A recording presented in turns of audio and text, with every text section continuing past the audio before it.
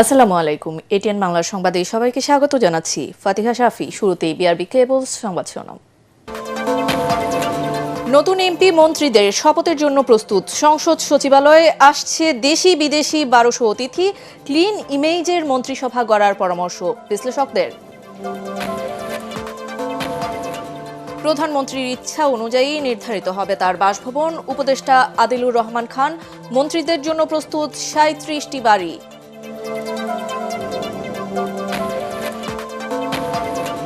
সন্ধ্যায় ইসলামী আন্দোলনের আমির মুফতি রেজাউলের বাসায় যাবেন তারেক রহমান। নির্বাচন পরবর্তী সহিংসতার প্রতিবাদে বিকেলে রাজধানীতে বিক্ষোভ 11 দলীয় ঐক্যের। জুলাই সনদে স্বাক্ষর করতে সন্ধ্যায় যমুনায় যাচ্ছেন নাহিদ ইসলামের নেতৃত্বে 6 সদস্যের প্রতিনিধি দল।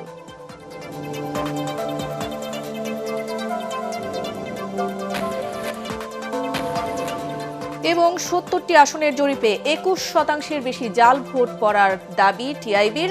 আস্থাহীনতার কারণে অনেকেই ভোট কেন্দ্রে যায়নি, অধিকাংশ প্রার্থীর আচরণবিধি লঙ্ঘন।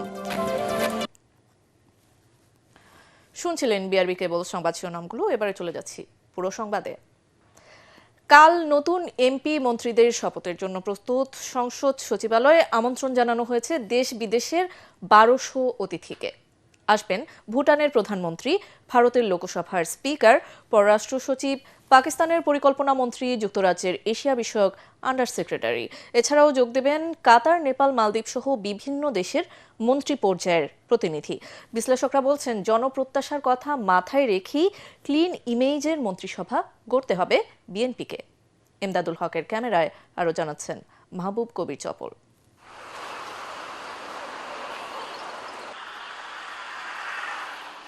বাংলাদেশের সংসদ চত্বরে শপথ নেবেন নতুন প্রধানমন্ত্রী সহ মন্ত্রিসভার সদস্যরা। বিষয়টি দেশ বিদেশে বেশ আলোড়ন তুলেছে। এমন আগ্রহ থেকেই ইতালির একদল পর্যটক দেখতে এসেছেন সংসদ ভবন। এর অবকাঠামো দেখে মুগ্ধ তারা। I know that you had the election, but I don't know much about it. Not more than the fact that you had it. This is unique. I mean, that's why we're here today. It's really beautiful, Bangladesh. I like it. We arrived yesterday. We make a little trip around the city. It's nice. নতুন বাংলাদেশে যাত্রা শুরু করতে যাচ্ছে নতুন সরকার। শুরুতেই নতুনত্ব আনতে যাচ্ছে বিএনপি। এমপি ও মন্ত্রীদের শপথ নির্বিঘ্ন করতে সব ধরনের ব্যবস্থা নেওয়া হয়েছে বলে জানান সংসদ সচিবালয়ের কর্মকর্তারা। শপথ হলো আমাদের এখানে হলো এমপি মহোদয়দের প্রোগ্রাম হলো এই নর্থ সাউথ প্লাজা আছে, হোটেলে ক্যাবিনেটে। আমাদের প্রস্তুতি ওকে, আমরা কালকে নিতে পারবো ইনশাআল্লাহ। শপথ অনুষ্ঠানে ভারত, পাকিস্তান, চীন, তুরস্ক, সৌদি আরব, সংযুক্ত আরব আমিরাত, ব্রুনাই, মালয়েশিয়া, কাতার সহ 13 দেশের সরকার প্রধানকে আমন্ত্রণ জানিয়েছেন প্রধান উপদেষ্টা ডক্টর ইউনূস।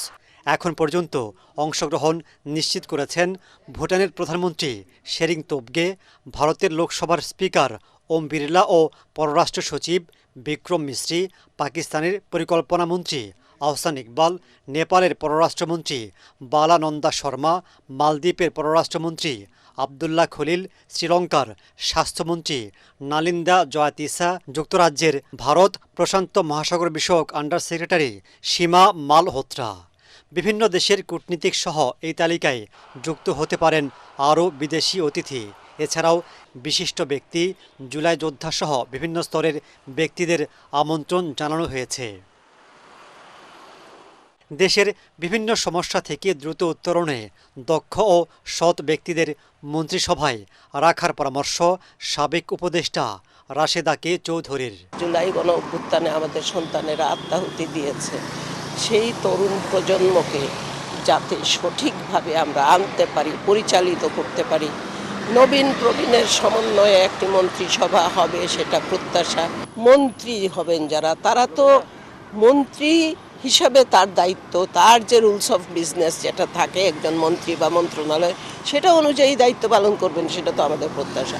তো তারা আবার স্থানীয়ভাবে যদি নিয়োগ বাণিজ্য, ভর্তি বাণিজ্য এবং দখল বাণিজ্যের মধ্যে চলে যান, আগে যে ভুলগুলো মারাত্মকভাবে হয়েছে, আশা করছি যে সেটা হবে না। তিনি বলেন, আওয়ামী লীগের মতো বিএনপিও ভুল করলে খেসারত দিতে হবে, তাই সতর্ক থাকতে হবে প্রথম দিন থেকেই।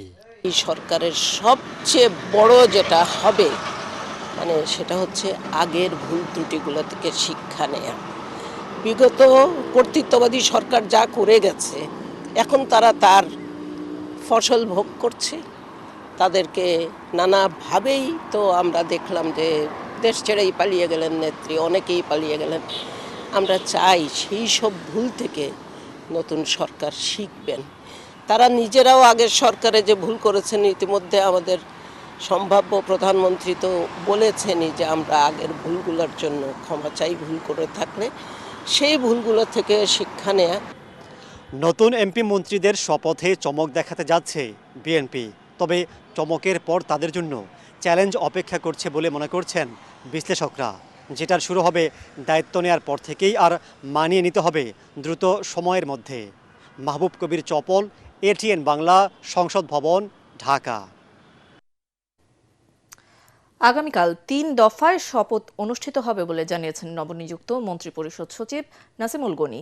তিনি বলেন, সকালে এমপিদের শপথ, পরে সংবিধান সংস্কার কমিশন পরিষদের শপথ, পরে বিকেলে মন্ত্রীদের শপথ অনুষ্ঠিত হবে। দুপুরে সচিবালয়ে দায়িত্ব গ্রহণের পর সাংবাদিকদের তিনি একথা জানান।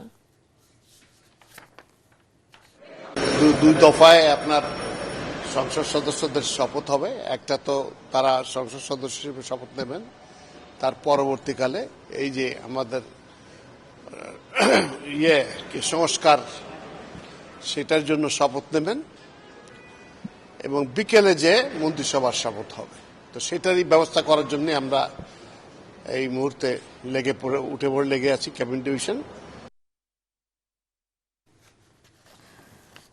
নতুন প্রধানমন্ত্রীর ইচ্ছা অনুযায়ী তার বাসভবন ঠিক করা হবে বলে জানিয়েছেন গণপূর্ত উপদেষ্টা আদিলুর রহমান খান। তিনি জানান, নতুন মন্ত্রীদের জন্য 37টি বাড়ি প্রস্তুত রাখা হয়েছে।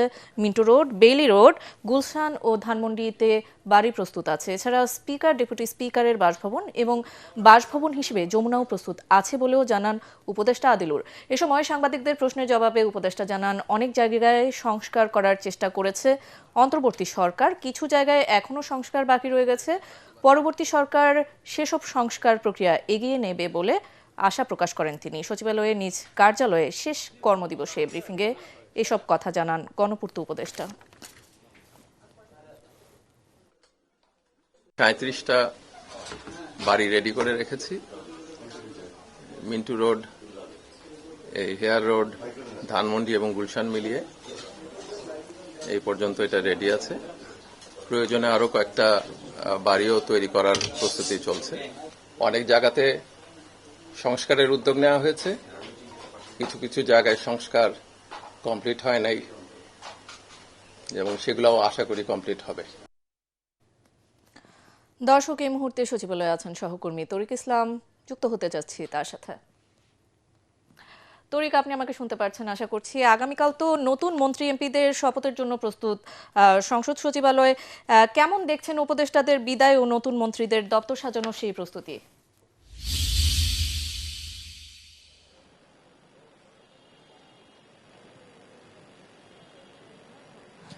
ফাতিহা শাফি, ধন্যবাদ আপনাকে। আপনি ঠিক যেমনটা বলছিলেন, আগামীকাল কিন্তু ত্রয়োদশ জাতীয় যে সংসদ নির্বাচনের যেসব সংসদ সদস্য নির্বাচিত হয়েছে তাদের শপথ, এবং তারপরেই প্রথম দফায় তাদের শপথ হবে, দ্বিতীয় দফায় সংবিধান সংস্কার পরিষদের শপথ হবে এবং তৃতীয় দফায় মন্ত্রী পরিষদ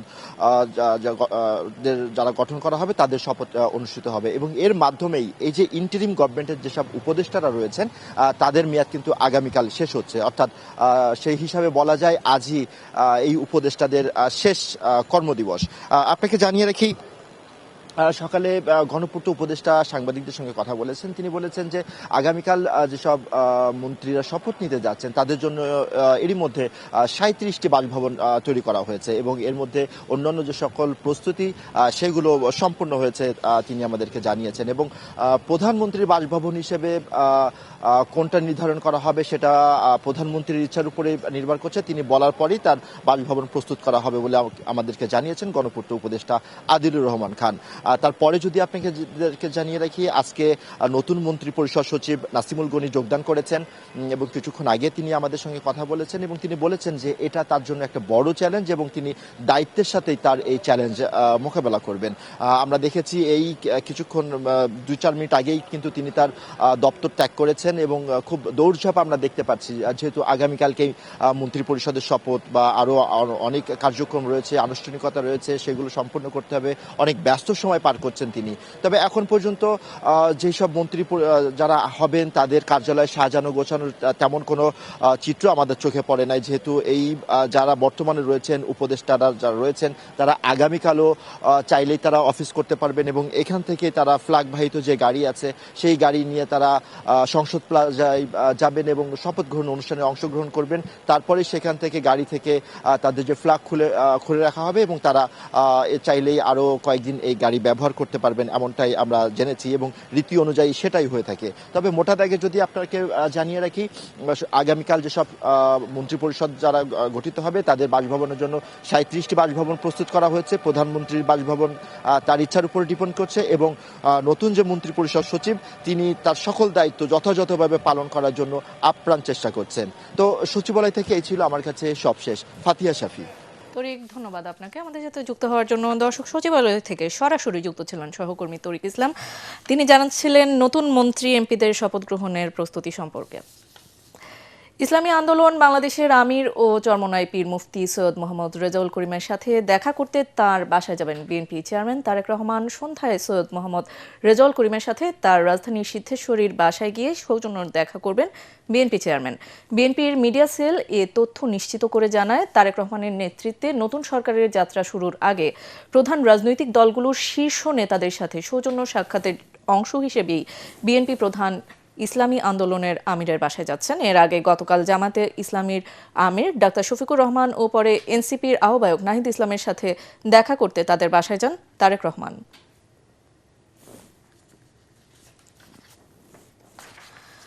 দেশের বিভিন্ন স্থানে নির্বাচন পরবর্তী সহিংসতা, নির্যাতন, নিপীড়ন, হত্যা, ধর্ষণের প্রতিবাদে বিক্ষোভ সমাবেশ করবে জামাতে ইসলামীর নেতৃত্বাধীন 11 দল। বিকাল 4:30টায় রাজধানীর জাতীয় মসজিদ বায়তুল মোকাররমের উত্তর গেটে এই কর্মসূচি অনুষ্ঠিত হবে। সমাবেশে জামাত ইসলামের আমির শফিকুর রহমান সহ 11 দলীয় নির্বাচনী ঐক্যের শীর্ষ নেতারা বক্তব্য দেবেন। আমাদের 11 দলের সিদ্ধান্ত হয়েছে পার্লামেন্টে আমরা গঠনমূলক বিরোধী দলের ভূমিকা পালন করব। যারা ষড়যন্ত্র করে দেশকে অস্থিতির সৃষ্টি করে গণতন্ত্রের অভিযাত্রাকে ধ্বংস করার পায়তারা করবে। 16ই ফেব্রুয়ারি ঢাকার রাজপথে বায়তুল মোকাররম উত্তর গেট থেকেই আমরা প্রতিবাদ সভা এবং বিক্ষোভ মিছিলের ঘোষণা দিয়েছি। জুলাই সনদে স্বাক্ষর করতে এনসিপির আহ্বায়ক নাহিদ ইসলামের নেতৃত্বে 6 সদস্যের প্রতিনিধি দল সন্ধ্যায় প্রধান উপদেষ্টার বাসভবন যমুনায় যাচ্ছেন। প্রতিনিধি দলে আরও থাকবেন এনসিপির সদস্য সচিব আক্তার হোসেন, যুগ্ম আহ্বায়ক সরোয়ার তুষার, জাভেদ রশিন ও মনিরা শারমিন। এছাড়া যুগ্ম সদস্য সচিব জহিরুল ইসলাম মুসাও প্রতিনিধি দলের অংশ হিসেবে উপস্থিত থাকবেন।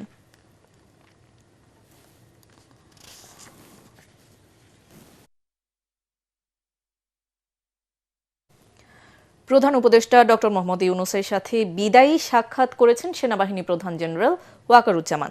প্রধান উপদেষ্টার তেজগাঁও কার্যালয়ে অনুষ্ঠিত এই সৌজন্য সাক্ষাতে পারস্পরিক শুভেচ্ছা বিনিময় ও দায়িত্বকালীন বিভিন্ন বিষয়ে আলোচনা করেন তারা। প্রধান উপদেষ্টা তার দায়িত্ব পালনকালে বিশেষ করে ত্রয়োদশ জাতীয় সংসদ নির্বাচনকালীন সেনাবাহিনীর সহযোগিতার জন্য সেনাপ্রধানকে ধন্যবাদ জানান ও কৃতজ্ঞতা জানান।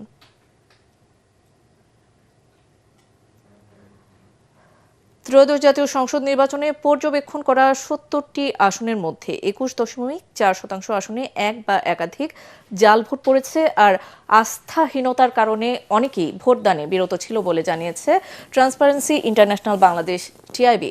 সকালে ধানমন্ডিতে সংস্থাটির কার্যালয়ে ত্রয়োদশ জাতীয় সংসদ নির্বাচন প্রক্রিয়া ও হলফনামা ভিত্তিক পর্যবেক্ষণ শীর্ষক প্রতিবেদন প্রকাশ উপলক্ষে আয়োজিত সংবাদ সম্মেলনে একথা জানানো হয়। এ সময় বলা হয়, এবারের নির্বাচনে 99% প্রার্থী আচরণবিধি লঙ্ঘন করেছে। এছাড়া পর্যবেক্ষক নিবন্ধন প্রক্রিয়াও ত্রুটিপূর্ণ ছিল। দুর্নীতি দমন কমিশন হলফনামায় দেয়া তথ্য যাচাই বাছাই করে ব্যবস্থা গ্রহণের কথা বললেও তাদের দৃশ্যমান কোনো পদক্ষেপ দেখা যায়নি বলেও সংবাদ সম্মেলনে জানানো হয়।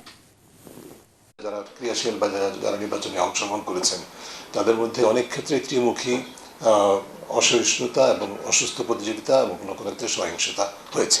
মানুষের মধ্যে একদিক থেকে শান্তি শৃঙ্খলা সম্পর্কে আস্থাহীনতার ঘাটতি, মানুষের মধ্যে এখনো পর্যন্ত এরকম আস্থা হয় নাই যে ভোট দিলে লাভ হবে কতটুকু মানুষের।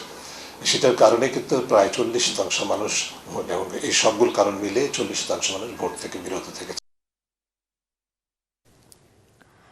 নির্বাচনের আগের রাতে গুজব ছড়িয়ে ভোটে প্রভাব বিস্তার ও প্রতিদ্বন্দ্বী প্রার্থীর এজেন্টদের বাধা দেওয়া হয়েছে বলে অভিযোগ পাওয়া গেছে বলে জানিয়েছেন মানবাধিকার ও সমাজ উন্নয়ন সংস্থা মৌসুম।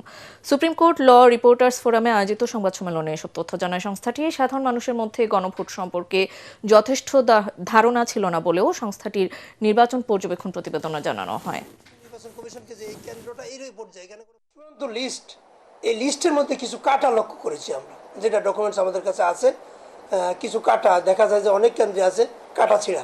গণভোট সম্পর্কে ভোটারদের মধ্যে বিভিন্ন রকম প্রশ্ন সৃষ্টি হয়েছিল, হ্যাঁ না সম্পর্কে অনেকে কিন্তু জানা ছিল না। এই জন্য আমরা বলেছি যে আরো প্রচারের প্রয়োজন ছিল। জলাবদ্ধতা, যানজট, গ্যাস সংকট ও দূষণ সহ অসংখ্য সমস্যায় জর্জরিত বন্দরনগরী চট্টগ্রাম। সদ্য সমাপ্ত সংসদ নির্বাচনে চট্টগ্রামের বিভিন্ন আসনের প্রার্থীরা জলাবদ্ধতা, যানজট ও পরিবেশ দূষণ নিরসনের নানা প্রতিশ্রুতি দিয়েছেন। এখন বিজয়ী প্রার্থীর কাছে সেসব সমস্যার দ্রুত সমাধান চান নগরবাসী। চট্টগ্রাম থেকে আরও জানাচ্ছেন ইরফানুল হক।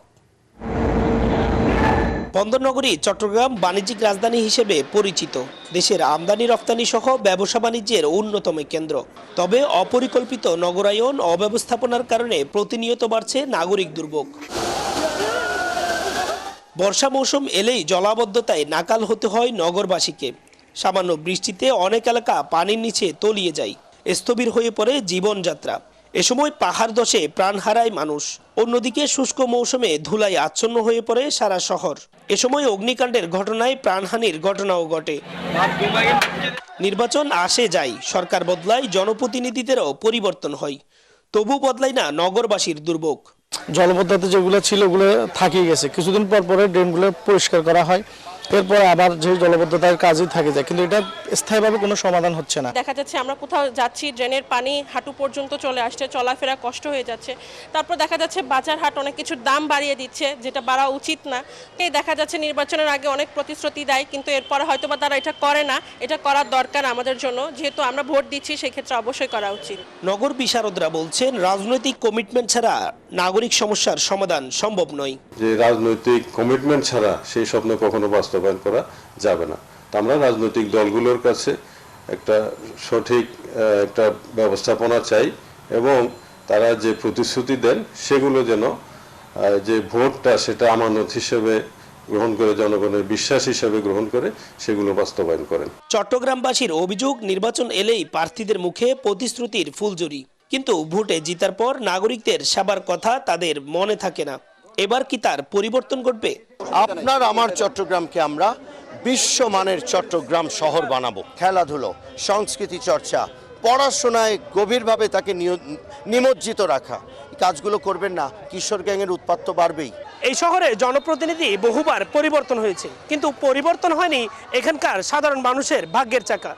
নির্বাচনের আগে দেওয়া প্রতিশ্রুতি নির্বাচনের পর অনেকটাই ভুলে যান জনপ্রতিনিধিরা।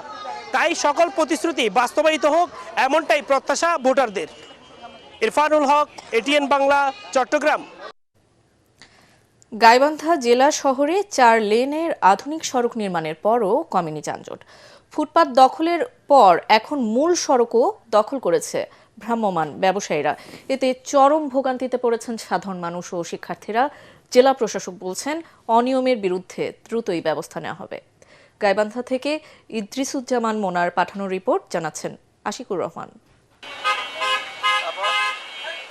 গাইবান্ধা জেলা শহরের পূর্বপাড়া থেকে পুলিশ সুপারের কার্যালয় পর্যন্ত প্রায় 2.5 কিলোমিটার নিয়ে 4 লেনের এই সড়কটির নির্মাণ কাজ শেষ হয়েছে অনেক আগেই।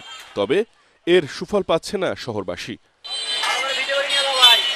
ফুটপাত ও সড়ক দখলের কারণে পুরাতন জেলখানার মোড়, ডিবি রোডের 1 নম্বর ট্রাফিক মোড় ও ডাকবাংলার মোড়ে প্রায় লেগে থাকে দীর্ঘ যানজট। এতে যেমন বাড়ছে যানজট, তেমনি বাড়ছে দুর্ঘটনার ঝুঁকি। যাতায়াতের রাস্তা সংকুচিত হওয়ায় শিক্ষার্থীরাও পড়ছেন চরম বিপাকে। আগে তো ফুটপাত দখল হয়েছে, রাস্তা দখল শাসন তো দেখেও দেখেন যারা দখল করে আছে, যারা ভাড়া দিয়ে চলে, এই ভাড়াটা কে পায়? তোমার স্কুল কলেজে টাইমিং দেওয়ার বিষয়টা আছে, প্রাইভেটে কলেজে স্কুলে, সেই বিষয়টা আমরা ব্যাহত হচ্ছি। আমরা চাই অতি সত্বর এটা ফুটপাত সহ এইসব জায়গা দখলমুক্ত করে, সড়ক দখলমুক্ত করে প্রয়োজনীয় ব্যবস্থা নেওয়ার আশ্বাস দিলেন জেলা প্রশাসক। কোথাও এই ফুটপাতগুলো অপদখল হয়ে থাকে, সেক্ষেত্রে নিশ্চয়ই আমাদের পক্ষ থেকে এইগুলো দখল মুক্ত রাখার জন্য উদ্যোগ নেওয়া হবে। দখল ও যানজট মুক্ত রাস্তায় নির্বিঘ্নে চলাচল করবে এলাকাবাসী, এমনটাই প্রত্যাশা সবার। Bureau report, ATN Bangla.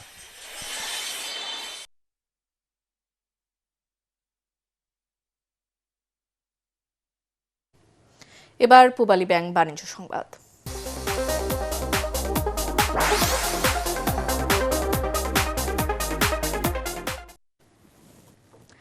পহেলা ফাল্গুন ও বিশ্ব ভালোবাসা দিবস উপলক্ষে ঝিনাইদহে অনুষ্ঠিত হয়েছে জমজমাট বসন্ত উৎসব ও পিঠা মেলা। সকালে শহরের চারুগৃহ ও শিশু স্বর্গ স্কুল প্রাঙ্গণে এর আয়োজন করা হয়। নানা স্বাদের পিঠার স্বাদ নিতে উৎসবে ভিড় করে শিশু থেকে বৃদ্ধরা। সকাল থেকে দুপুর পর্যন্ত চলা পিঠা উৎসবে তালবড়া, চিকেন পুলি, পাকান, জামাই পিঠা, নকশি পিঠা, কাঠগোলাপ, মালাই রোল, ললিপপ, চন্দ্রপুলি সহ হরেক রকমের পিঠা স্থান পায়। পিঠা মেলার পাশাপাশি সেখানে পরিবেশন করা হয় বসন্তের গান।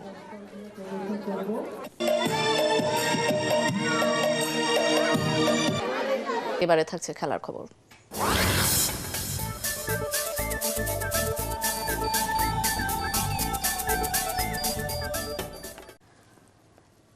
ম্যাচের শুরুতেই দুই ওপেনারকে হারিয়েও শক্ত প্রতিরোধ গড়ে আফগানিস্তানকে চ্যালেঞ্জিং লক্ষ্য দিয়েছে সংযুক্ত আরব আমিরাত। শোয়েব খানের ঝোড়ো অর্ধশতকে ভর করে নির্ধারিত ওভারে 9 উইকেটে 160 রান সংগ্রহ করেছে আমিরাত। জয়ের জন্য আফগানিস্তানের লক্ষ্য দাঁড়িয়েছে 161 রান। দিল্লির অরুণ জেটলি স্টেডিয়ামে টস জিতে আমিরাতকে ব্যাটিংয়ে পাঠায় আফগানিস্তান। শুরুতে দ্রুত উইকেট হারালেও আলিশান শারাফু ও শোয়েব খান 84 রানের জুটি গড়ে দলকে চ্যালেঞ্জিং স্কোর এনে দেন।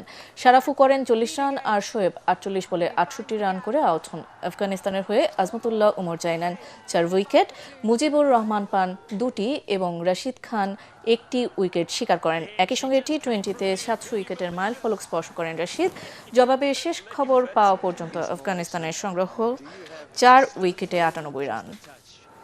Just to make sure that those, particularly in the longer boundary, that the twos aren't on offer.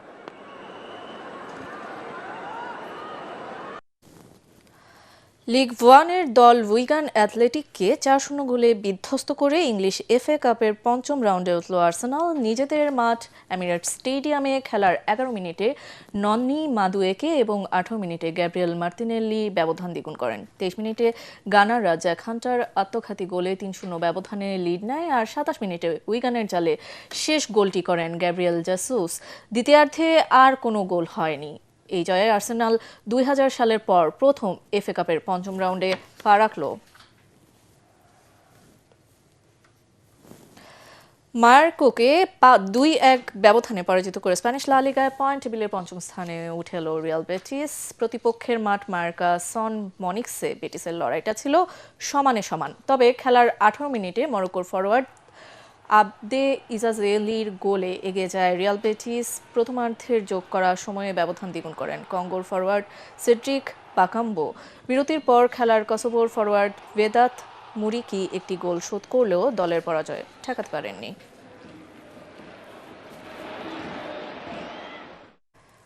সংবাদ শেষ করছি, তার আগে বিআরবি কেবল সংবাদ শিরোনামগুলো আরও একবার। নতুন এমপি মন্ত্রীদের শপথের জন্য প্রস্তুত সংসদ সচিবালয়ে আসছে দেশি বিদেশি 1200 অতিথি। ক্লিন ইমেজের মন্ত্রিসভা গড়ার পরামর্শ বিশ্লেষকদের। প্রধানমন্ত্রীর ইচ্ছা অনুযায়ী নির্ধারিত হবে তার বাসভবন। উপদেষ্টা আদিলুর রহমান খান। মন্ত্রীদের জন্য প্রস্তুত 37টি বাড়ি।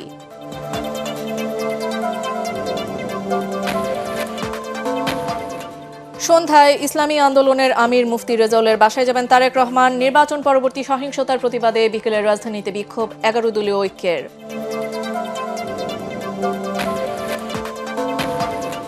জুলাই সনদে স্বাক্ষর করতে সন্ধ্যায় যমুনায় যাচ্ছেন নাহিদ ইসলামের নেতৃত্বে 6 সদস্যের প্রতিনিধি দল।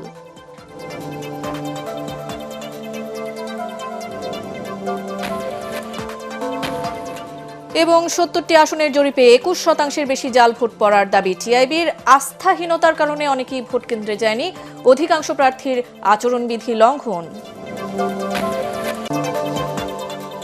পরবর্তী সংবাদ দেখার আমন্ত্রণ জানিয়ে এখনকার মতো শেষ করছি। এটিএন বাংলা সংবাদ ইউটিউবে দেখতে ব্রাউজ করুন youtube/ATN বাংলা নিউজ। ধন্যবাদ।